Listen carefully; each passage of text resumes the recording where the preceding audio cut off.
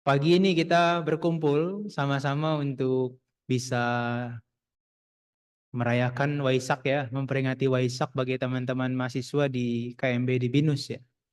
Ya, terutama saya bisa punya kesempatan bagus sharing pada hari ini. Ibu bapak dan saudara sekalian, saya ingat 3 atau 4 tahun lalu, 3 sampai 4 bulan lalu, saya kedatangan teman-teman dari Brawijaya. Itu teman-teman ada yang dari Katolik, ada yang dari Muslim. Kemudian mereka punya satu project untuk membuat satu penelitian tentang mindfulness.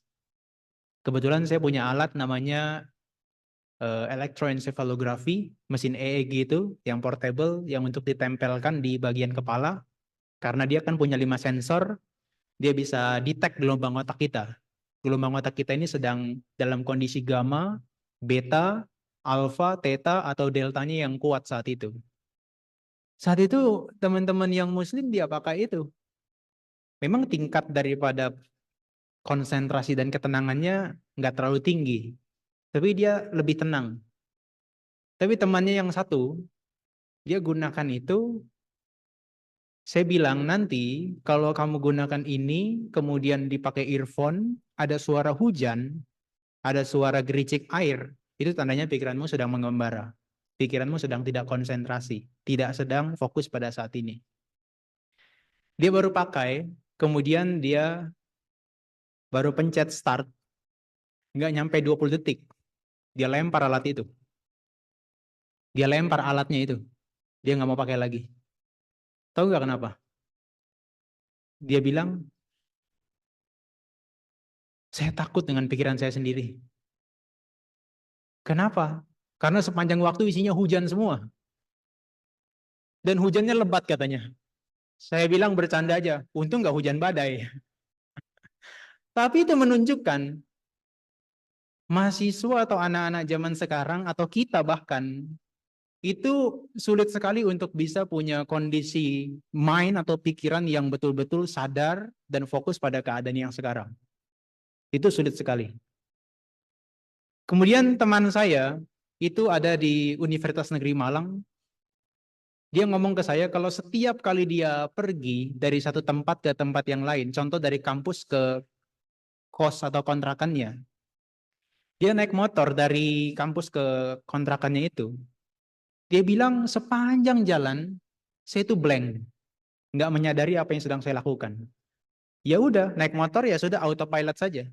Kemudian kalau ada lampu merah dia berhenti, kemudian kalau ada mobil yang ada di sampingnya dia bisa bisa bergerak ke samping sendiri, tiba-tiba sudah sampai rumah. Dia bilang sepanjang waktu, hampir kebanyakan dari saya pikiran itu adalah autopilot. Ibu bapak, fakta ini mengerikan loh.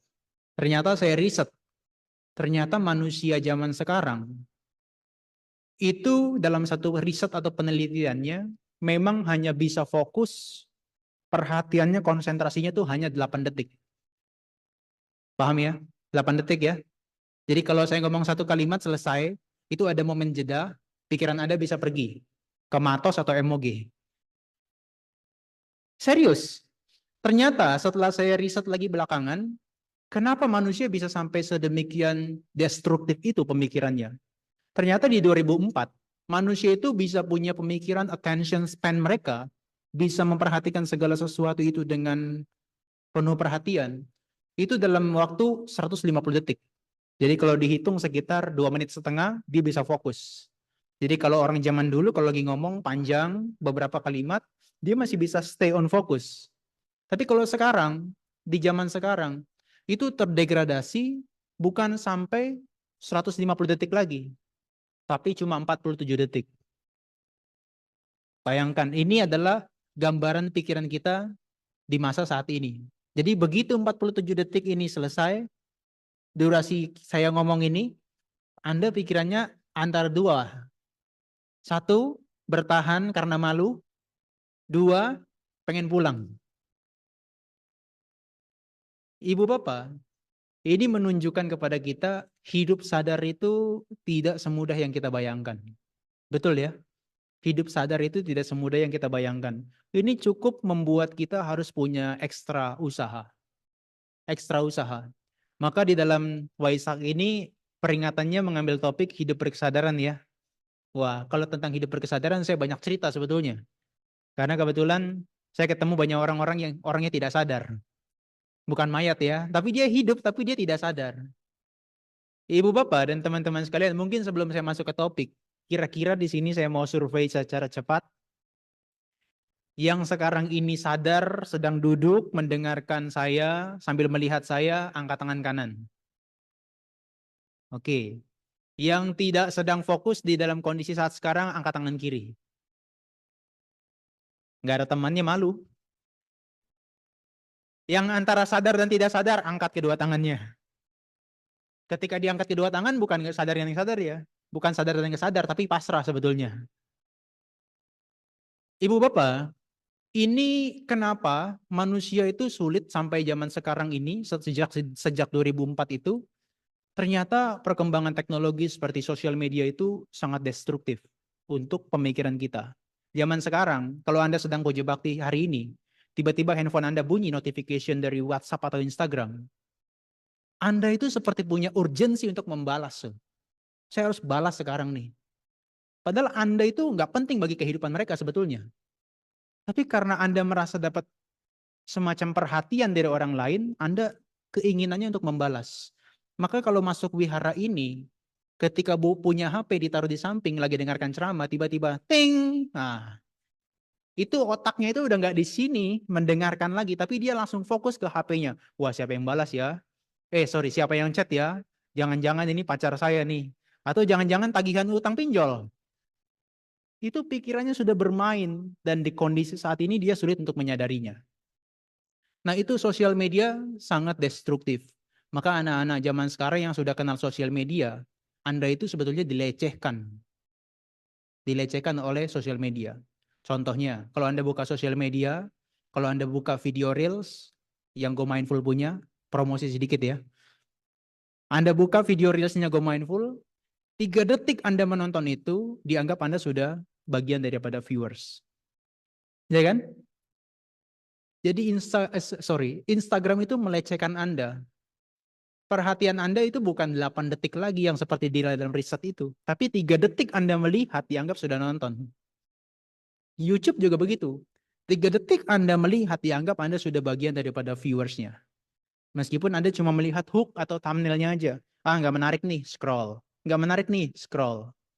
Itu yang membuat kita sulit untuk bisa hidup sadar saat ini dan sekarang. Maka kedamaian itu sulit diperoleh, ibu bapak dan teman-teman sekalian. Kemarin, di 1 minggu lalu ya, di tanggal 1 ini, tanggal berapa ya? Tanggal 9 ya, oke. Di tanggal 1 dan tanggal 2 itu ada teman-teman yang meditasi, ada 39 orang di Dhammadippa Meditation Center di Batu. Itu ada teman-teman dari Kristen, dari Katolik, dan juga dari Muslim, ada yang dari Hindu juga, dari Bali. Topiknya itu kemarin malah digiring ke dalam anxiety, kecemasan. Saya melihat ternyata orang-orang zaman sekarang itu punya kecemasan yang itu berlebihan. Di situ sampai bilang, ada yang punya kecemasan sampai setiap kali dia melewati jembatan, dia collapse, blackout. Ada yang sampai dia merasakan panic attack. Begitu dia melihat sesuatu yang tidak nyaman, dia merasakan sesuatu itu membuat dia gelisah. Nah, kemudian ada juga orang-orang yang sampai sekarang masalahnya belum terselesaikan. Saya tanya, kenapa kamu selalu cemas dengan dalam kehidupan saat ini? Dia perempuan. Dia perempuan, kemudian dia bilang, kenapa kamu merasa cemas dalam kehidupanmu sekarang? Enggak tahu. Saya merasa ada satu penyesalan yang kuat sekali dalam hidup saya. Kemudian saya tanya, apa sebabnya? Dia nggak mau jawab. Kalau sebabnya nggak dijawab, nggak dikasih tahu, sulit untuk memberikan intervensi.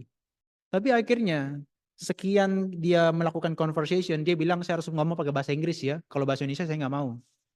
Padahal tetap aja teman-temannya bahasa Indonesia, dia dengar juga penjelasan saya kan. Dia bilang dalam bahasa Inggrisnya, dia bilang, iya saya tuh mengalami satu penyesalan yang kuat sehingga saya merasa cemas setiap waktu, setiap saat. Karena di masa lalu, ada satu hal yang saya sebetulnya bisa melakukan lebih daripada itu, tapi saya nggak lakukan. Saya tanya tentang apa? Itu adalah tentang dia merawat orang tuanya. Orang tuanya yang sakit kemudian tidak dirawat dengan sungguh-sungguh akhirnya meninggal. Penyesalannya itu sekarang dan itu terjadi membuat dia cemas setiap waktu setiap saat. Kenapa begitu? Karena satu hal yang tidak mengenakan terjadi di masa lampau itu membuat traumatic feeling, perasaan traumatik itu menghantui dia setiap waktu setiap saat. Maka setiap dalam kondisi saat ini, ketika dia melihat orang yang tua, melihat orang di sekitarnya, itu timbul kepanikan dan kecemasan. Ini di dalam kondisi saat ini sangat masif. Itu contoh perempuan yang punya masalah semacam itu. Ada lagi satu perempuan lagi, maaf ya, yang laki-laki nggak kebagian ya. Ada lagi satu contoh, ini di satu universitas dia ternama di Indonesia. Dia usianya mungkin 20 atau 21 tahun. Dia punya penyakit namanya psikosomatis. Saya diceritakan dan dia cerita itu bagian seluruh spinal atau backbone-nya tulang belakang dia itu dia bilang dia pernah mengalami patah tulang. Seluruh dari backbone-nya itu seperti patah. Makanya dia badannya bungkuk begini. Kalau orang zaman sekarang bilangnya dia insecure. Dia tidak percaya diri. Kenapa begitu? Karena di kampusnya ini dituntut untuk selalu mendapatkan prestasi yang tinggi. Bahkan dosennya tidak hadir pun tapi dia harus mengerjakan tugas yang begitu banyak. IPK di atas 3,5 itu adalah satu hal yang wajib. Akhirnya dalam budaya mereka, orang dengan gangguan skizofrenia itu adalah hal yang lumrah. Tahu skizofrenia? Yang berhalusinasi dan ngomong sendiri. Itu hampir semua mahasiswanya itu ketika jalan, ketika duduk itu dia ngomong sendiri. Dia bilang dia sedang berdiskusi dengan dirinya atau dengan orang ciptaan dalam hayalannya itu. Makanya setiap mahasiswa katanya sudah punya psikolognya masing-masing. Bayangkan kehidupan sekarang itu mengerikannya adalah seperti begitu. Nah ini ibu bapak dan teman-teman sekalian, kalau dia selalu diganggu oleh kecemasan, penyesalan, ketakutan, kekhawatiran, kehidupannya ini akan selalu jauh dari yang namanya kedamaian dan kebahagiaan. Sulit sekali, tidak mungkin. Nah, di dalam Buddhism itu, Buddha itu mengajarkan secara komprehensif dan lengkap. Tentang apa? Tentang bagaimana cara kita mengenali dan mengendalikan pikiran kita sendiri. Contohnya bagaimana? Di tahap awal, ibu bapak dan teman-teman sekalian, Anda umat Buddha kan? Anda kan diajarkan untuk apa? Untuk menjaga sila. Tidak membunuh, tidak mencuri, tidak berbuat asusila, tidak berbohong, tidak mabuk-mabukan. Itu penting loh. Ketika Anda punya moralitas yang bagus, penyesalan akan tidak muncul. Seperti tadi cerita yang perempuan tadi. Begitu dia melakukan sesuatu yang tidak baik, sesuatu yang tidak optimal, maka di masa mendatang penyesalan muncul. Kita sebagai umat Buddha juga begitu. Buddha tahu nih, di awal-awal, kalau kamu praktek sebagai umat Buddha, jalankan moralitas itu dengan baik. 5 hal tadi dijalankan. Kalau itu sudah dijalankan, setidaknya kamu setiap waktu, setiap saat bebas dari penyesalan. Oh, saya nggak menyesal kok karena saya nggak membunuh atau melukai makhluk lain. Oh, saya nggak menyesal kok karena saya tidak mengambil milik hak orang lain. Oh, saya tidak menyesal kok karena saya bisa punya kepuasan dan juga tidak merasa ingin berselingkuh atas pasangan saya.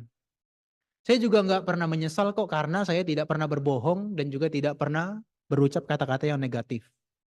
Saya juga nggak menyesal, kesadaran saya ini kuat, saya tidak minum minuman yang memabukkan. Ibu bapak, ini penting sekali loh. Sebagai kita umat Buddha, kalau datang ke wihara ini, moralitasnya tuh harus bersih terlebih dulu. Kenapa? Kalau Anda tidak punya moralitas yang bagus, Anda datang jam 9 tadi, duduk di sini, badannya ada di sini, pikirannya sedang mengingat kejadian ketika Anda melakukan perbuatan buruk tadi. Tidak happy.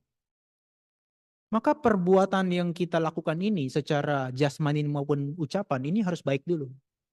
Sehingga kita punya perilaku yang baik. Nah, tinggal kalau hal-hal yang sudah sifatnya kasar ini kita tidak lakukan, ini tinggal yang levelnya di pikiran kita nih. Ya kan? Pikiran kita apa sih? Yang kalau di dalam kondisi sekarang ini yang Anda rasakan? Anda kan sedang duduk nih ya, di sini ya. Saya nggak mau cerita tentang yang kemarin atau tadi Anda sebelum datang ke sini. Tapi ketika Anda datang ke sini, Saya coba terawang pikiran Anda. Kira-kira ini betul atau enggak ya? Yang pertama, di saat ini pikiran Anda memikirkan nggak nih sesuatu untuk mencari objek yang menyenangkan? Contohnya, kan sekarang lagi dengerin ceramah. Ceramahnya nggak menyenangkan. Anda pengennya, aduh kayaknya enak deh kalau saya pergi ke Matos, kemudian pergi ke Emogi, dan saya bisa makan enak sambil nonton di 21. Ada nggak yang berpikir kayak gitu? Nggak ada, nggak ada, nggak ada sama Nera, uangnya udah tipis soalnya. Atau di saat ini, Anda nggak usah pikirkan hal itu. Ketika sekarang sedang duduk di sini, ada nggak yang pemikirannya sedang mengingat kejadian yang menyenangkan 2 atau 3 hari lalu? Misalnya sedang jalan-jalan gitu kan ya. Aduh, enaknya jalan-jalan. Kalau bisa saya mau jalan-jalan lagi ke situ. Ada nggak? Nggak ada. Kayaknya saya salah ceramah deh. Kalau nggak ada, oke, meskipun itu terpaksa. Kalau Anda nggak punya pemikiran saat ini, karena mungkin Anda fokus dengan apa yang sedang Anda lakukan saat ini, mendengar dan melihat saya, maka ada nggak yang kedua? Perasaan tidak suka dengan sesuatu yang ada saat ini. Contohnya apa? Anda kan tadi kan duduk ya, di sini dari jam 9 kan? Sekarang pantatnya mulai sakit nggak? Oh, terlalu kasar ya sama Nira ya. Pinggangnya sakit nggak? Mulai ya? Mulai panas, nyut-nyutan terasa ya? Ketika pinggang dan pantatnya terasa sakit, ada pemikiran tidak suka nggak? Ada nggak? Pengen pindah posisi ada nggak? Ada ya? Nah ini baru fair. Ya, ini baru saya setuju. Ada. Kenapa? Karena ini rintangan batin kita nih setiap waktu, setiap saat. Yang dia pasti muncul. Begitu kita tidak nyaman sedikit, kita langsung pindah posisi. Begitu kita merasa ada sesuatu yang tidak menyenangkan, kita langsung ganti objek. Itu sebetulnya meskipun tadi yang pertama Anda nggak ngaku, tapi harus saya pastikan Anda harus ngaku. Itu sebetulnya Anda lakukan setiap waktu, setiap saat. Benar nggak? Ketika ada sesuatu yang nggak menyenangkan, apa pemikiran Anda? Ganti ke objek yang menyenangkan. Contoh, Anda ketika di rumah Anda membosankan, apa yang Anda lakukan? Buka handphone. Ketika buka handphone ini scroll-scroll membosankan, buka Netflix. Netflix membosankan, Anda terpikirkan, kayaknya saya mau pergi ke mall deh. Di mall Anda merasa cuma jalan-jalan doang bosan, kayaknya saya pergi ke shopping store deh. Di shopping store Anda sudah belanja, kayaknya saya harus nonton film deh di teater 21. Di 21 sudah selesai karena waktunya cuma 2 jam, Anda nggak bisa tidur di sana ya. Kemudian Anda pergi nongkrong makan sama teman-teman Anda. Itu menunjukkan setiap waktu, setiap saat ketika Anda bosan, Anda selalu cari objek yang menyenangkan. Maka dalam kondisi hari-hari, suka dan tidak suka, ini menghantui pikiran kita semua. Setuju? Setuju ya? Mau yang masih kecil, mau yang udah remaja, dewasa, atau yang sudah tua, mau yang Buddhis, non-Buddhis, punya semua ya. Kalau punya, Anda harus dengarkan saya. Ibu bapak, itu yang kedua. Pikiran kita tuh selalu diganggu oleh hal tersebut. Yang ketiga ini saya yakin pasti semuanya punya dan nggak bisa mengelak. Di dalam kondisi yang sekarang, ketika Anda sedang duduk di sini mendengarkan ceramah, muncul nggak rasa ngantuk dan malas? Enggak sama Nira. Ah itu penipu itu. Ada nggak yang ketiga ini muncul? Rasa ngantuk dan malas ada ya? Ada ya? Gampang lihatnya orang ngantuk dan malas itu. Ketika dia duduk di dalam masalah, badannya mulai turun. Gampang kan? Ini baru level pertama. Level kedua, level ketiga itu udah paling ekstrim. Ini jidatnya nempel di lantai. Ibu bapak, pikiran kita ini selalu diganggu oleh mereka dan kita itu jadi sulit fokus dengan kehidupan kita yang sadar saat ini dan sekarang. Sulit sekali. Makanya itu wajar riset penelitian sekarang itu fokus attention span kita itu hanya sekitar 8 detik. Tapi kalau sustain untuk dipertahankan dalam waktu hanya 20 menit. Makanya ceramah saya nggak boleh lebih dari 20 menit. Karena ada cuma 2 pilihan. Anda pergi atau saya ditinggalkan. Ibu bapak, ini yang ketiga ini ketika Anda datang ke wihara, ini tantangannya besar sekali loh. Di wihara ini tempatnya sunyi, damai, hening. maka ketenangan dan rileks Anda itu meningkat dengan cepat. Kalau diukur pakai diukur pakai alat elektroensefalografi itu, gelombang EEG Anda itu gelombang alfa Anda meningkatnya kuat. Jadi kondisi sekarang itu sangat sangat rileks. Dan di kondisi rileks, hati-hati. Pikiran-pikiran itu bisa muncul sesuai dengan persepsi kita. Jadi hal-hal bahkan yang tidak pernah terpikirkan dalam keseharian Anda, dia bisa muncul. Contohnya apa? Di dalam keseharian Anda adalah mahasiswa, betul ya? Dalam keseharian Anda adalah perumah tangga. Tapi di kondisi saat ini begitu tenang, kondisi alfa gelombang otaknya meningkat, kuat, rileks, Anda bisa terpikirkan loh menjadi pura-pura jadi astronot. Naik Falcon 9-nya Elon Musk, pergi sampai ke bulan. Kayaknya saya pergi ke bulan kayaknya asik ya. Kayaknya saya kalau pergi ke Mars tinggal di sana kayaknya asik ya. Pikiran kita kalau lagi dalam kondisi yang rileks, apapun bisa kita pikirkan. Bahkan yang negatifnya adalah sesuatu yang traumatik, yang negatif dia bisa muncul lagi. Maka di kondisi saat ini, kondisi rileks, hati-hati. Dia punya tantangan memunculkan yang keempat. Kekhawatiran dan penyesalan. Khawatir itu adalah selalu sibuk memikirkan yang akan datang. Paham ya? Yang belum terjadi. Kalau penyesalan, dia selalu sibuk memikirkan yang sudah lewat. Kalau kita ada di sini, ini masa lalu, ini masa depan, dan kita selalu pergi ke masa lalu dan masa depan, akhirnya kita tidak menyadari saat ini dan sekarang. Paham ya? Coba Anda lihat samping kiri kanan Anda.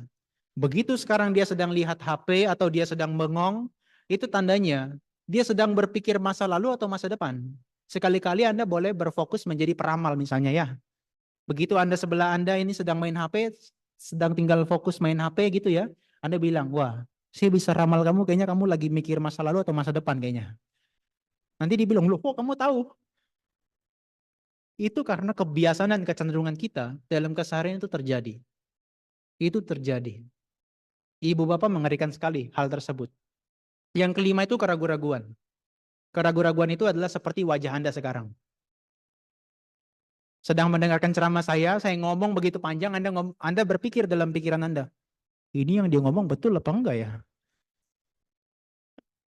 Jadi yang kelima, Anda nggak bisa ngelak, kelihatan dari wajah Anda sekalian. Nah, sekarang serius semua mukanya.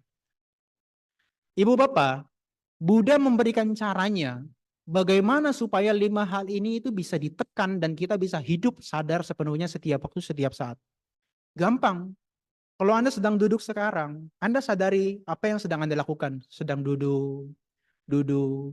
Kalau ada bagian pantat Anda yang sakit, Anda rasakan, oh sakit, sakit. Pikiran Anda mengembara, rasakan, oh pikiran saya mengembara. Sudah selesai, kembalikan ke kondisi sekarang lagi. Tadinya, attention span kita tuh sangat pendek, 8 detik. Ini kalau dikembalikan terus-menerus kepada objek meditasi kita, atau objek yang sekarang kita lakukan, maka dia akan meningkat sedikit demi sedikit menjadi lebih lebar. Makanya ada satu penelitian, biku-biku Tibet itu digunakan alat MRI, bukan MRI, elektroencephalografi itu secara lengkap, elektrodenya banyak sekali, itu diukur ternyata sampai 60.000 jam, 60.000-nya atau 6.000 jam, kondisi gelombang gamanya itu aktif secara dominan. Yang itu, gelombang gamma itu aktif ketika seseorang itu punya critical thinking dalam keseharian. Critical thinking, problem solving, mengatasi masalah, berpikir kritis, itu aktif bagi orang-orang biasa. Tapi itu tidak mungkin terjadi, karena kalau dia aktif itu terus-menerus, dia menjadi overthinking. Dan dia menjadi depresi. Itu tidak boleh terjadi bagi orang biasa. Tapi bagi seorang biku Tibet ini, beberapa orang yang diriset, itu gelombang gamanya itu aktif sampai 6.000 jam. Kenapa bisa begitu? Mereka masuk dalam kondisi meditatif sepanjang waktu setiap saat. Dia menyadari apa yang sedang saya lakukan sekarang. Dia tidak dalam kondisi overthinking dan depresi, tapi dia sadar sepenuhnya setiap waktu, setiap saat. Dan dia tidak dalam kondisi yang stres. Buddha itu memberikan metode dengan sangat komprehensif dan baik. Kalau Anda duduk, ya sudah amati. Sedang apa sekarang? Duduk, Anda amati, duduk. Kalau Anda bisa lebih fokus, amati nafas masuk, nafas keluar. Begitu nafas masuk dan keluar diperhatikan, di momen itu, nafsu keserakahan Anda menjadi tidak muncul. Kebencian yang tadinya muncul menjadi lenyap. Ngantuk dan malas yang tadinya muncul, dia menjadi berkurang. Khawatir dan penyesalan ini muncul, jadi menghilang. Keraguan-keraguan tidak muncul. Kenapa? Karena Anda hidup sadar saat ini dan sekarang. Fokus dalam sepenuhnya di saat ini dan sekarang. Orang yang di saat ini hidup seperti begitu, dia sudah bisa membebaskan dirinya dari berbagai macam rintangan batinnya. Maka itu sudah tahap yang sebetulnya tahap kedua yang diberikan Buddha untuk bisa hidup dengan damai, hidup dengan tenang. Kalau tadi kan menjaga moralitasnya ya, ucapan dan juga tindakannya harus berperilaku yang positif, jangan yang negatif. Tapi yang sekarang, ini Buddha mainnya sudah levelnya mental, pikiran. Gimana caranya? Fokus dengan apa yang kamu lakukan sekarang. Kalau jalan, sedang jalan, Anda kerjakan jalan. Anak zaman sekarang nggak begitu kan? Sambil pakai earphone atau AirPod-nya itu dipakai, kemudian kadang-kadang ada temannya sambil ngobrol, dia sambil main HP, sambil jalan, sambil makan es krim. Mereka terbiasa untuk melakukan multitasking. Begitu multitasking dilakukan, keserakahan itu muncul. Dan ada potensi kebencian itu bisa muncul. Apa yang bisa jadikan contoh? Misalnya ketika dia lagi makan es krim, kemudian temannya ngajak ngobrol, dia sambil dengar lagu sambil jalan. Begitu ada sesuatu kondisi yang dia merasa sukai dan sangat senangi, itu nafsunya tuh sangat membeludak muncul tanpa dia sadari. Kalau ada sesuatu yang tidak menyenangkan, kebencian bisa muncul dengan cepat tanpa dia sadari. Kenapa? Karena dia tidak terbiasa untuk fokus pada satu hal untuk satu momen secara satu waktu. Makanya orang-orang itu senang sekali dengan hustle culture. Sesuatu yang terburu-buru. Jadi kalau melakukan sesuatu, kalau nggak banyak secara sekaligus dan cepat, itu rasanya adalah sesuatu yang salah. Kemarin di Dhamadipa itu ada satu bule dari Prancis, dia perempuan. Dia bilang saya ini adalah orang yang best performance. Saya harus melakukan segala sesuatu itu setiap waktu based on performance saya. Jadi kalau nggak sesuai dengan performa saya, dan saya nggak perfeksionis, dan nggak perfect apa yang saya lakukan, saya merasa guilty, saya merasa menyesal, dan saya merasa tidak nyaman saat itu. Nah, begitu dia masuk wihara, tinggal di wihara. Wihara kan beda dengan kehidupan perusahaan. Perusahaan itu adalah based on performance. Tapi di wihara, itu adalah hidup mengalir apa adanya kan. Ya, waktunya tenang-tenang, makan ya makan, jalan ya jalan. Dia nggak bisa. Dia stres. Dan justru dia di perusahaannya itu adalah tempat yang paling nyaman, tempat yang paling asik. Tapi di wihara, tempat yang tenang dianggap tempat yang paling depresi. Karena dia tidak bisa melakukan segala sesuatu yang seperti dia bisa lakukan. Orang zaman sekarang, orientasinya berbeda, bergeser ke arah sana. Sebetulnya itu adalah budaya yang salah, budaya yang tidak tepat maksudnya, budaya yang tidak tepat. Kenapa? Karena di barat, tahun 1960-an itu menjadi satu orientasi bagi orang banyak. Tapi mereka menemukan satu titik di mana mereka merasa frustrasi, akhirnya mereka ingin mendapatkan kebahagiaan gimana caranya. Ternyata bukan pakai pendekatan barat. Mereka belajar ke daerah Myanmar, belajar meditasi ini. Belajar di Myanmar dengan Mahasi Sayadaw, kemudian dibawa ke barat, dan ternyata meditasi ini dikembangkan oleh mereka, dijadikan alat untuk mengatasi stres dan depresi mereka. Makanya sekarang seperti Profesor Dr. John Kabat-Zinn, dia mengembangkan teknik namanya Mindfulness Based Stress Reduction, itu orangnya adalah orang-orang yang stres semua. Orang-orang depresi. Yang ketika dia depresi, stres, dia menggunakan teknik itu selama 8 minggu, dan itu bayarnya mahal, $1.000. Bisa dibayangkan? 15 juta. Nah, maka di Indonesia tuh Asian value-nya tuh tinggi banget ya. Di Indonesia Asian value-nya tinggi banget. Kalau Anda datang ke wihara, nggak perlu keluar $1.000, free charge. Segala keluhan Anda boleh ditumpahkan di situ. Stres lah, depresi lah, sama keluarga, sama anak, keuangan, perusahaan, dan sebagainya. Anda pulang, Anda tenang. Dikunya yang stres. Karena masalah Anda begitu banyak. Tapi apa yang diajarkan di wihara dan juga di tempat-tempat retreat center seperti itu adalah Anda diajarkan untuk fokus. Di dalam kondisi saat ini Anda fokus hanya satu hal. Dengan begitu pikiran Anda tidak pergi kemana-mana dengan pendekatan yang multitasking tadi. Itu bagus sekali. Nah, itu adalah level kedua.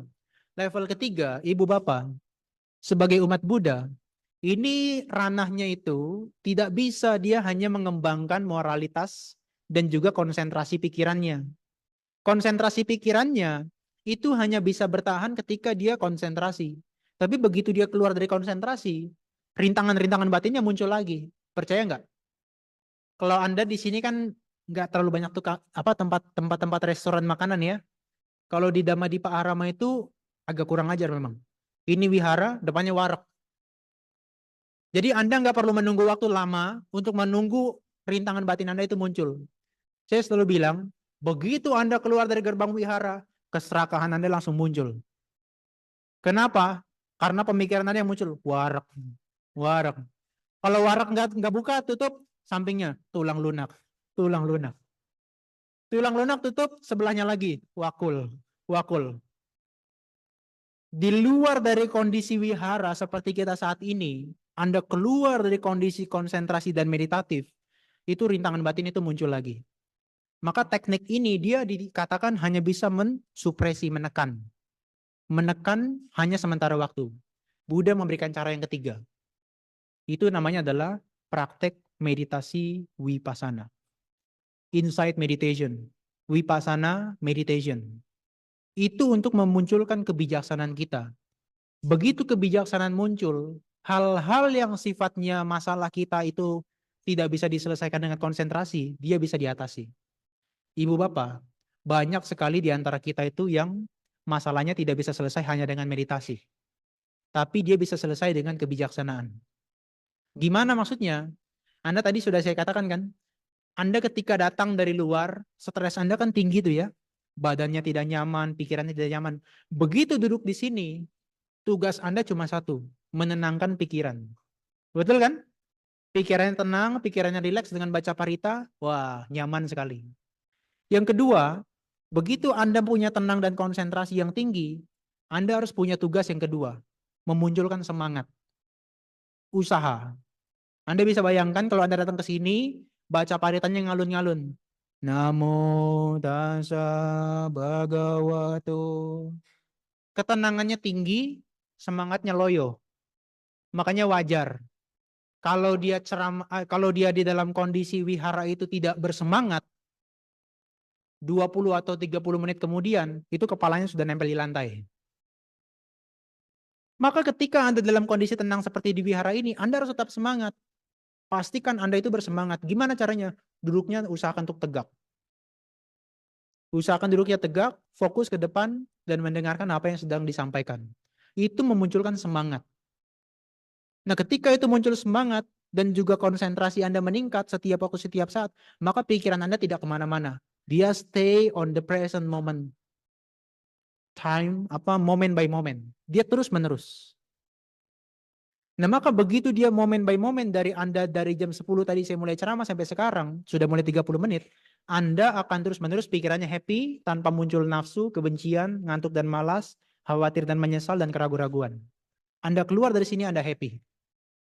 Tapi suka atau tidak suka, senang atau tidak senang, itu just temporary moments. Itu hanya sementara waktu. Begitu Anda keluar, bisa jadi perasaan traumatik Anda muncul lagi. Bisa jadi perasaan guilty Anda itu muncul lagi. Bisa jadi perasaan kegelisahan Anda muncul lagi. Bisa jadi perasaan Anda yang bodoh itu muncul lagi. Bisa jadi pemikiran Anda yang keliru itu muncul lagi. Maka perlu yang namanya meditasi vipassana. Sehingga kalau kita melihat pohon, ada daun, ada batang, ada akar, ini dicabut sampai akarnya. Jadi dia tidak muncul lagi di masa mendatang. Praktek meditasi vipassana itu adalah kita berusaha memahami pikiran kita sendiri, dan ketika dikenali, oh ini adalah pikiran buruk, pikiran tidak baik, kita harus hindari dia. Ini jangan dimunculkan. Begitu kita tahu, oh ini adalah kegelisahan, ini harus diatasi. Oh ini adalah penyesalan, kita harus atasi. Nah, dengan kita praktek kebijaksanaan seperti yang Buddha ajarkan, maka hal-hal semacam ini di masa mendatang dia tidak bisa muncul lagi. Makanya segala kekotoran batin kita yang laten ini dia bisa dihancurkan. Nah, jadi ibu bapak, kalau Anda misalnya datang ke wihara, bukan ibu bapak ya, teman-teman mahasiswa, kalau Anda datang ke wihara karena kemarin malam itu diputusin oleh pacarnya, nah yang ketawa itu kayaknya dia habis menertawakan temannya yang putus tadi malam. Nah, yang sedih kayaknya habis putus tadi malam. Kalau Anda tadi malam ini habis putus dengan pacarnya dan pergi ke wihara ini berharap untuk bisa selesai sakit hatinya, Anda keliru besar. Kenapa? Karena begitu Anda ke wihara, yang diselesaikan itu apa? Anda menjadi lebih tenang. Just temporary moments. Kemudian semangat Anda mungkin muncul lagi. Tapi keluar dari wihara, akar dari masalah sakit hati Anda belum muncul. Belum selesai. Ini harus diatasi dengan apa? Dengan wisdom, dengan kebijaksanaan. Dari mana wisdom itu diperoleh? Dengan mendengarkan ceramah seperti ini, dengan Anda membaca buku, dengan Anda melakukan kontemplasi, dengan Anda melakukan meditasi, wisdom akan muncul. Orang-orang yang pada umumnya ketika sakit hati, apa yang dia munculkan? Kesedihan, ratap tangis. Tapi begitu orang itu udah belajar, mendengarkan ceramah, dia kontemplasi, oh ini kayaknya kalau penyesalan ini begini ya, itu orang yang tadinya sedih, begitu dia mengingat momen itu, bisa ketawa sendiri dia. Betapa bodohnya saya. Cuma sakit hati diputusin pacar aja, saya jadi sedihnya minta ampun. Dia bisa menertawakan momen itu. Yang tadinya ketika dia terjadi pada momen itu, dia sedihnya minta ampun. Tapi sekarang dia bisa menertawakan itu. Kenapa bisa begitu? Wisdom muncul. Kebijaksanaan itu muncul. Maka kalau disingkat dari apa yang saya ceramahkan hari ini, untuk hidup damai, hidup bisa berkesadaran penuh, Buddha itu mengajarkan secara komprehensif tapi dipersingkat cuma 3 hal. Praktekkan moralitas. Jangan berbuat jahat apapun dalam hal tindakan dan ucapan. Tambah kebajikan. Konsentrasi ini dikembangkan setiap waktu, setiap saat, supaya rintangan batin yang 5 tadi tidak berkembang. Cinta kasih Anda kembangkan, keyakinan Anda kembangkan, kesadaran Anda kembangkan, konsentrasi, belas kasih, simpati, batin yang baik, batin yang positif, ini Anda kembangkan. Dengan apa? Dengan berlatih meditasi. Sucikan hati dan pikiran. Untuk Anda bisa hidup damai dan tenang, sucikan hati dan pikiran. Dengan apa? Praktek wisdom atau kebijaksanaan atau praktek meditasi vipassana. Maka 3 hal ini, jangan berbuat jahat, tambah kebajikan, sucikan hati dan pikiran, sila, samadhi, dan panya, dia akan membuat kita menjadi orang yang damai, berkesadaran, bukan hanya temporary moments, tapi juga di setiap momen, di setiap waktu, setiap saat. Buddha memberikan metode sangat simple, formulanya sangat komprehensif, tinggal kita mau jalankan atau enggak. Tapi saat-saat ini, ajaran Buddha, saya pikir akan menjadi tren yang sangat dibutuhkan oleh masyarakat. Kenapa? Sejak COVID 4 tahun lalu, masyarakat itu dihajar dengan 5 rintangan batin. Di rumah tidak nyaman, pengen pergi ke sana kemari yang menyenangkan. Di rumah kena COVID tidak nyaman, wah tidak suka, marah-marah terus-menerus. Di rumah cuma di situ-situ aja, rasa ngantuk dan malasnya dominan. Di rumah tidak bisa kemana-mana, overthinking, wah jangan-jangan bentar lagi saya mati, tetangga saya bentar lagi mati, dan seterusnya. Di rumah keraguan-raguannya semakin kuat. Maka sejak masa COVID 4 tahun lalu, agama Buddha terkait dengan hidup berkesadaran, untuk mencari kedamaian, mencari ketenangan, ini akan menjadi tren. Di luar sana, bahkan di Bali, ketika Anda mau ikut ini, Anda bayar 7 juta. Ikut prakteknya MBSR, Anda ikut prakteknya bayar $1.000 atau sekitar 15 juta.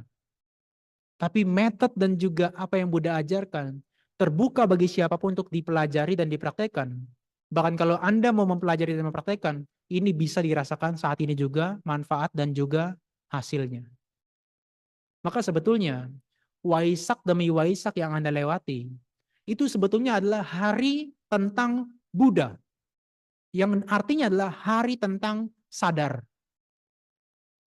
Hari tentang di mana sadar. Buddha itu kan dari kata sadar ya. Maka hari ketika Waisak itu adalah hari tentang kita sadar. Jadi begitu Anda mengingat Waisak, saya harus sadar. Kalau Waisak demi Waisak Anda tidak menyadari dan tidak ada perubahan secara ucapan, tindakan, dan mental Anda, maka sebetulnya Waisak itu menjadi sia-sia. Nothing, useless. Tapi begitu Anda setiap waktu, setiap saat semakin sadar, semakin bisa mempraktikkan ajaran Buddha, ini sebetulnya Anda menjadi umat Buddha 100%. Dan Anda betul-betul bisa hidup sadar. Orang pada umumnya itu selalu bertentangan dengan apa yang Buddha ajarkan. Buddha mengajarkan, kurangi nafsu. Orang pada umumnya, wah nafsu ini harus ditingkatkan, hidup cuma sekali. You only live once. Kamu hanya hidup sekali, nikmati apa adanya. Sementara Buddha bilang nggak begitu. Hancurkan nafsu ini, jangan diperbanyak. Dia sumber daripada penderitaan. Di luar sana orang bilang, ini kemarahan, kebencian harus dilampiaskan, harus dimanifestasikan. Kalau perlu nih diekspansi. Sekarang ada war, perang di sana sini kan. Buddha bilang, jangan perang. Jangan perang loh, ini sumber dari perpecahan, sumber daripada penderitaan. Di luar sana, orang sibuk dengan segala sesuatu itu dilakukan dengan overthinking, dengan penuh kebingungan. Buddha bilang, jangan overthinking. Sadar dengan apa yang sekarang sedang dilakukan. Maka kalau Anda bisa hidup seperti apa yang Buddha ajarkan, Anda berlawanan dengan orang yang ada di dunia ini. Orang yang ada di dunia ini, itu adalah arusnya mengikuti nafsu, kebencian, kebodohan. Tapi kalau Anda praktek untuk hidup damai dan juga hidup bisa berkesadaran, maka Anda harus hidup bertentangan dengan dunia ini. Itu sudah hukum kebenaran. Tidak bisa Anda tolak. Gampang contohnya. Selesai puja bakti gini, Anda kalau punya teman datang ke sini, teman Anda akan menawarkan Anda, habis pulang wihara, masa langsung pulang ke rumah? Ayolah, ke mall dulu, nonton dulu, makan-makan yang enak. Anda sedang dihadapkan oleh dua pilihan. Rusaknya pertemanan karena Anda menolak. Atau Anda menjadi superhero karena Anda bertentangan dengan dunia ini. Anda melawan nafsu Anda sendiri. Itu pilihan ada di Anda semua. Dan itu kita dihadapkan setiap waktu, setiap saat. Itu.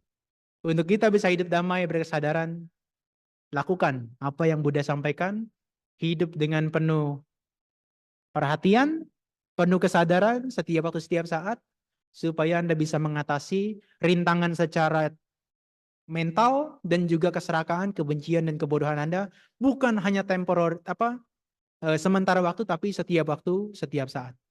Selamat memperingati Hari Raya Trisuci Waisak 2568 tahun 2024. Semoga Anda sekalian bukan hanya punya keberkahan, tapi Anda semakin sadar untuk hidup berperhatian. Semoga semuanya bisa bebas dari keserakahan, kebencian, dan kebodohan, dan bisa menemukan kedamaiannya masing-masing dalam hidupnya. Semoga semua makhluk berbahagia.